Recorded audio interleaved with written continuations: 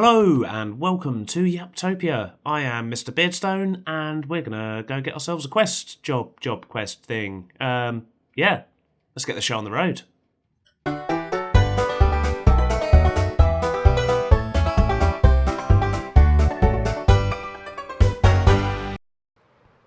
Ow. Okay, yeah, came in a bit fast there. Right, let's get a job and see what we are getting up to today. And we are construction, development of 4 abodes in Upper Yapston. No practical purpose required, just make ye look nice. Oh, that's a nice one, isn't it? Cool. Yeah, we can definitely do that. So let's go scout out the area. Oh, if I can take off. Let's go scout out the area. No, not taking off. Let's just run, shall we? Let's go scout out the area and see where we can stick some abodes. Right. So this is Upper Yapston.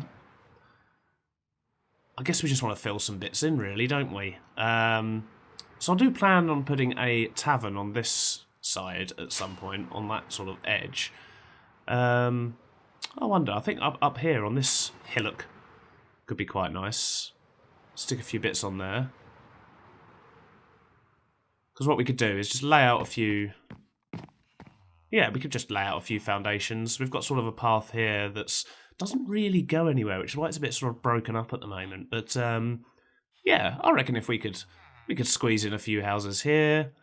We could probably sort of theme them slightly sort of different trades as well. So, for example, we could put sort of a leather worker and a couple of others up there. I mean, what trades do we have up here? We've got butchers.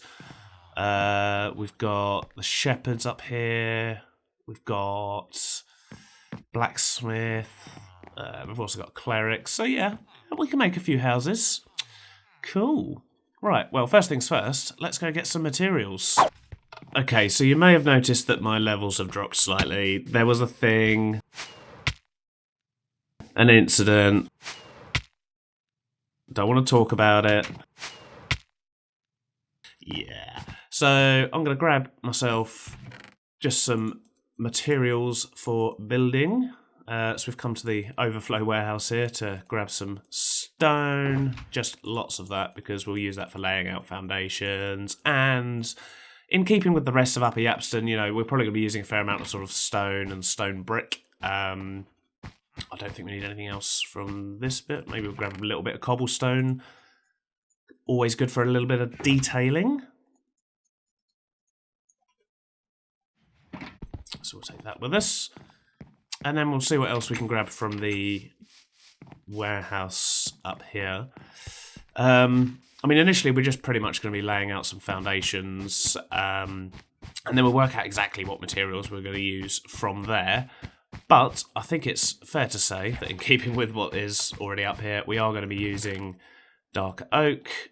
So we'll just grab some of that. And we're probably going to end up using a bit of spruce. We've got lots of planks made up, so I'm going to grab some of those. And a little bit of the spruce logs as well.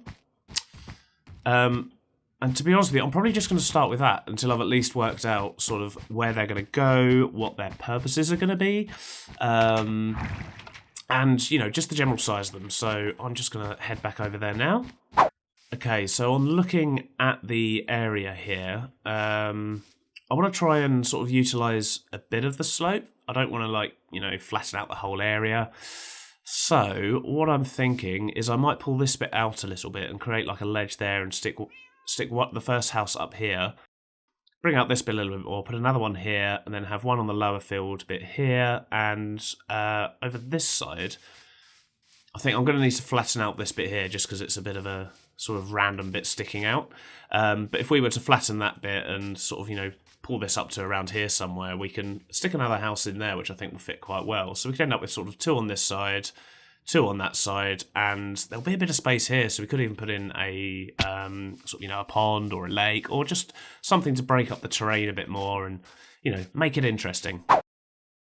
I think that works quite well. So what I've done is I've laid out the foundations of the 4 cottages / houses with cobblestone, and I've used some dark oak to indicate where I'm probably going to put gardens. I do expect these to change a bit as we go along. However, I think this should give us a really good starting point. So I'm going to crack on with the build. I imagine you're probably going to see it in a time-lapse. Let's go.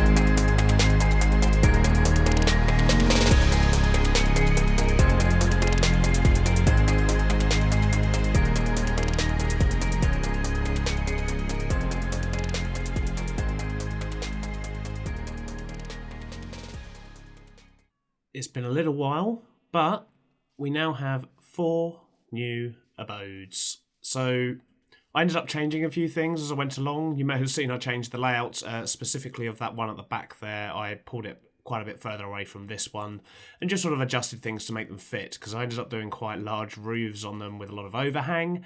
And although I quite liked some of the small sort of tight alleyways and things, I didn't want them to be unusable. So I haven't done the interiors yet, as you can see, and I've still got some more glass to put in as well. So I will get to the interiors and we'll come back and visit that shortly. But I just wanted to show you where we were at. So we've got the first building here, which is looking pretty cool, even from ground level as well. They've got their sort of little back garden going on at the side as well. Sort of side garden, back garden. I'm probably actually going to raise that up because that almost looked like a door there. So yeah, this is the second building. So we've got another L-shaped building. I still haven't quite decided what they're actually going to be used for, but that will be decided as I do the interiors once we get those sorted. And then there's also sort of a short alleyway to the back here that goes down to the agricultural bit. And if you go in here, you've also got a small well in the centre of the village. I'll probably play around with the design of that. It looks a bit sort of basic and not that well-like at the moment. But, you know, it gives the impression. But I will edit that at some point. So that's the third building there. And then you've got a fourth building up here, which is quite a large building, this one, in regards to height, because of the way it's sort of built into the side of the cliff. And if you go up here, I've hooked up this path to the main path up here as well. But you can also sort of go down in between the houses. I'm still sort of doing a bit of landscaping and sort of solving some problems with where the roofs met certain things. But overall, I'm very pleased with how this has come out so far. So I'm going to crack on and sort out some interiors, and I'll be back with you guys very shortly. And as a new day dawns, I can confirm we now have finished the interiors. It's actually about 3 days later in real life. I've been very busy over the last few days, not had as much time for Minecrafting, but I have finally managed to sort of get in here and get these interiors sorted. So we're just going to have a quick look around. I decided not to theme them too heavily in the end, in regards to trades or anything like that. I've just sort of made them general living areas. So this is the largest one, I believe. So it's got a nice upstairs area and a sort of mezzanine floor, I guess, and yeah, you know, nothing too fancy, nothing too out there with these. I just wanted to get them looking not empty, essentially. So as you run past the windows and the doors, you know, you can see that there is a bit of life in there. I don't actually see them being used for anything. At least they were never intended to be used for anything.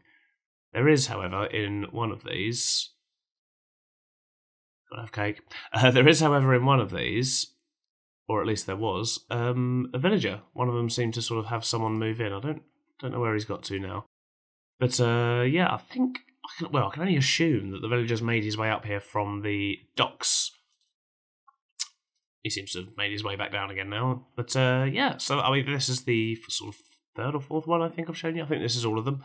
So nothing too fancy going on, as I say, just sort of, you know, some basic cookers and seating and so on.